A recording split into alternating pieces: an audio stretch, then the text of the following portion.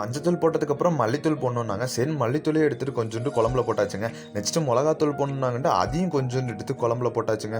மொளகாத்தூள போட்டதுக்கப்புறம் அரைச்சு வச்சிருந்த தக்காளிய மிக்ஸ் பண்ணணுன்னாங்க. சரின்னு அதை எடுத்து குழம்புல போட்டு நல்லா மிக்ஸ் பண்ணிட்டோங்க. நெக்ஸ்ட்டு தேங்காய், சோம்பு, பட்டை, கிராம்புலாம் போட்டு அரைச்சு வச்சிருந்தோங்க. அதையும் குழம்புல நல்லா மிக்ஸ் பண்ணிட்டோம். நெக்ஸ்ட்டு சாம்பார் தூள் கொஞ்சோண்டு போட்டுட்டு அதை நல்லா மிக்ஸ் பண்ணிவிட்டு மெயின் ஐட்டம் பண்ணால் முட்டையை உடச்சி விட்டு வந்துட்டோங்க. இந்த ப்ராசஸ் தாங்க எனக்கு கஷ்டமாக இருந்துச்சு. ஏன்னா ஓடு விழுகக்கூடாதுன்னாங்க, பக்கத்தில் உடச்சி ஊற்றக்கூடாதுன்னு நிறையா சொன்னாங்க. ஃபஸ்ட்டு முட்டையை ஒரு வழியாக பார்த்து ஊற்றிட்டேன். செகண்ட் முட்டை உடச்சி விட்டோமோ இன்னும் பயமாக இருந்துச்சு. அதை எப்படியோ ஒரு வழியாக உடச்சி ஊற்றிட்டு குழம்பு கொதிக்கட்டுமேனு மூடி வச்சேங்க. குழம்பு கொதிக்கும் போது இப்படி தாங்க இருந்துச்சு. சரி குழம்புக்கு என்ன வைக்கலாம் அப்படின்ட்டு ஒரு கரண்டி மாவு எடுத்து அது தோசைக்கல்லில் நல்லா ஊற்றி நல்லா சர்க்கிள் ஷேப்பில் நல்லா சுற்றிட்டு அது மேலே எண்ணெயை விட்டுட்டு வெயிட் பண்ணாங்க. தோசையும் ரெடி ஆயிடுச்சுங்க, குழம்பு ரெடி ஆயிடுச்சு. அதை பிளேட்டில் வச்சு பார்க்கும்போது நல்லா இருக்கே, சாப்பிட்டா எப்படி இருக்கும்னு தெரியலன்ட்டு கடவுளை ஒரு கும்பிட போட்டு முட்டை ஒரு தோசைக்குள்ளே வச்சு சாப்பிட்டு பார்த்தா டேஸ்ட் சூப்பராக இருந்துச்சுங்க.